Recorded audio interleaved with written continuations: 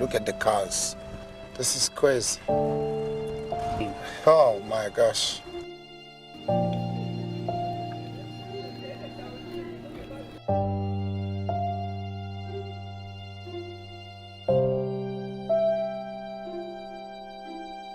Haiti was hit by one of the most disastrous earthquakes in history. More than 200,000 people lost their lives. Earthquake measuring 7 on the Richter scale. That amount of rubble will go from Port-au-Prince to Toronto. It's hard to imagine a more cruel event than the earthquake that hit Haiti on January 12.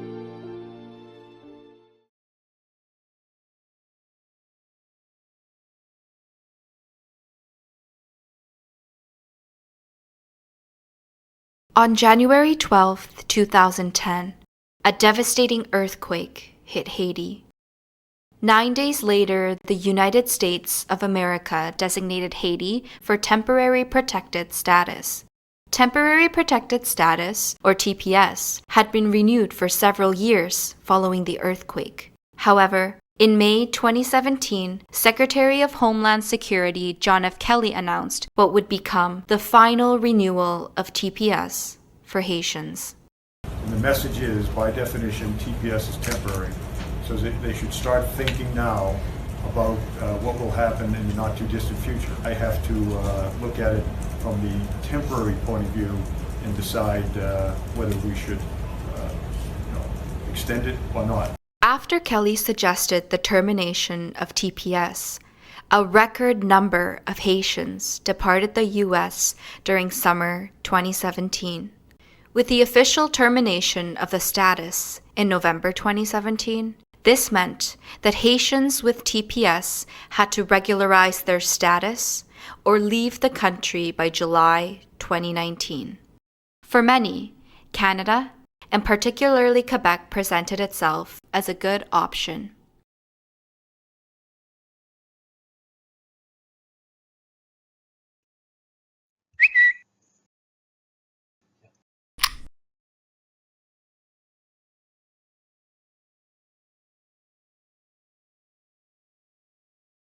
In light of Justin Trudeau's tweet, refugee protection claims increased in Canada with 4.5 times more applications in 2017 than in 2013. Moreover, the Refugee Board received 409 refugee claims made by irregular border crossers from January to March 2017, to then peak at 8,708 cases between July and September 2017. Since then, the numbers remain at a fairly high level. The number of Haitians who are seeking asylum has also drastically increased. From 2013 to 2015, the number of claims made by Haitian asylum seekers hovered around 300. An increase in 2016 brought around 600 Haitian asylum seekers, while in 2017, over 8,000 Haitians filed for refugee protection claims. The vast majority of Haitian asylum seekers crossed into Canada through the Quebec border. Paulo was among the many who crossed into Quebec. Exactement, je suis Florida. Je prends un avion, je descends de Place Vec.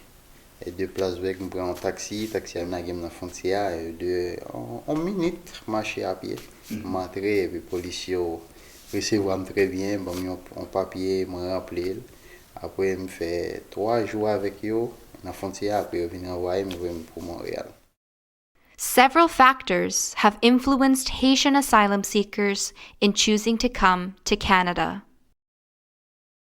La frontière, on est près des États-Unis. Et puis, il y a beaucoup d'Haïtiens ici déjà. On a plus de 120 000 Haïtiens qui vivent au Québec. Il y a le fait français aussi, pour l'éducation, pour leurs enfants. Ils sont tout près aussi. Et la relation entre le Québec et Haïti aussi a quand même un certain lien culturel et politique.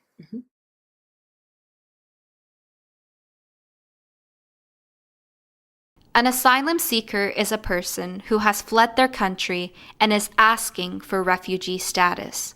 In other words, protection in another country. The majority of Haitians that have crossed the border are asylum seekers.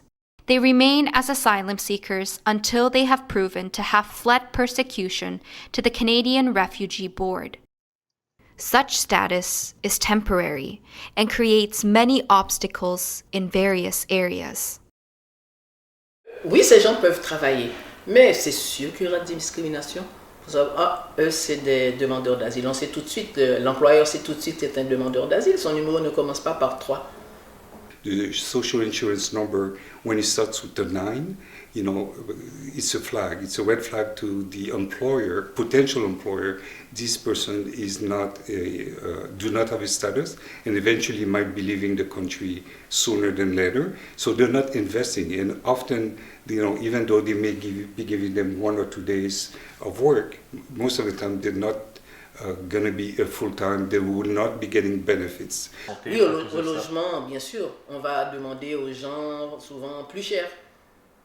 On va, par exemple, une chambre, on va leur demander $500 pour une chambre à coucher, qui est louée à l'intérieur d'une maison, parce qu'il y a des gens qui profitent d'exploiter, l'exploitation de l'homme par l'homme, sachant que la personne ne connaît pas ses droits, ne connaît pas les lois, donc il dit qu'il est mal pris, il dit bon, puisque j'ai ça, au moins je vais le prendre.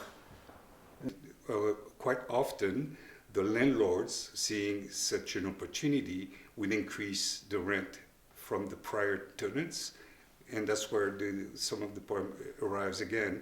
Once you pay your apartment, you don't have enough to survive, in a decent way.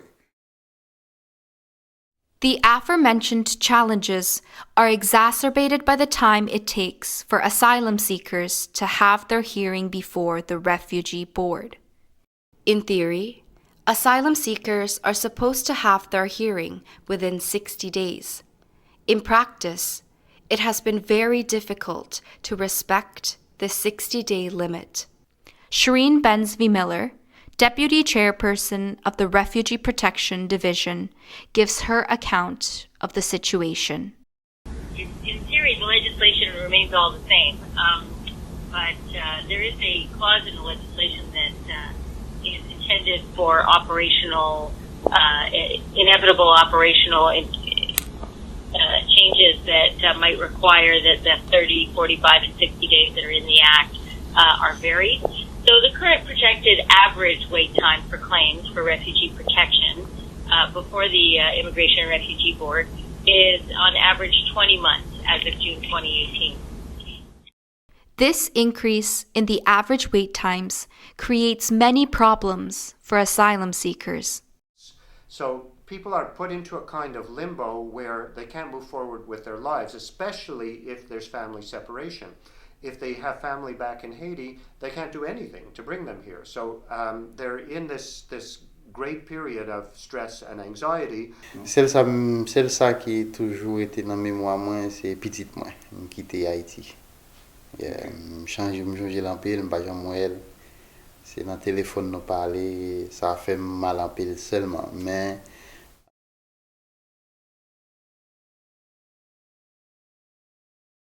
NGOs play a crucial role in aiding asylum seekers and refugees in many areas. For instance, with integration, legal help, and school registration. The increase in asylum claims have affected NGOs negatively. Oh mon Dieu, on n'a pas de sous.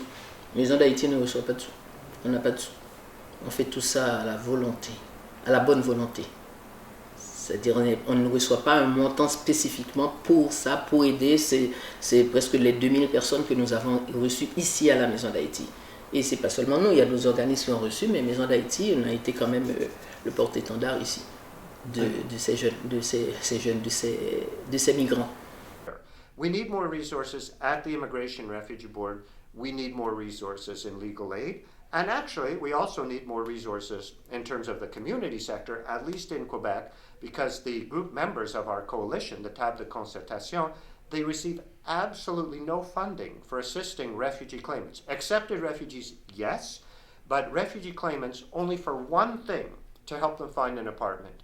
For all the papers they have to put, they have to sign and fill out, for all the preparation for their hearing, for putting their kids in school, for accessing medical care, our community groups receive no funding. It's all volunteer. So that would help as well, because the lawyers, can only do so much. They can't necessarily help with the social services and so on. So all these things need to be better resourced, and then we would be looking at a system that would work a lot more smoothly. Along with NGOs, the large number of asylum seekers has also created challenges for the Immigration and Refugee Board of Canada. When the claim intake exceeds the board's operational capacity, obviously that is a primary challenge. As of budget 2018, we are funded to increase our capacity in order to deal with this issue. So we are in the process of hiring about 70 members across Canada to address the increase in the intake. But part of the challenge, obviously, for us is that we want to recruit highly professionalized people with very specific competencies so that they can make these extremely, extremely delicate decisions. Really what we care about is, are you somebody who has a well-founded fear of persecution in the future? And is it because of race, religion, nationality, political opinion, or member in a specific social group? Oui, moi j'ai confiance en ça parce que ça m'a dit toutes ces vérités, oui, et c'est j'ai preuve pour ça. Toutes ces bagailles qui passent moi, toute preuve moi avec moi.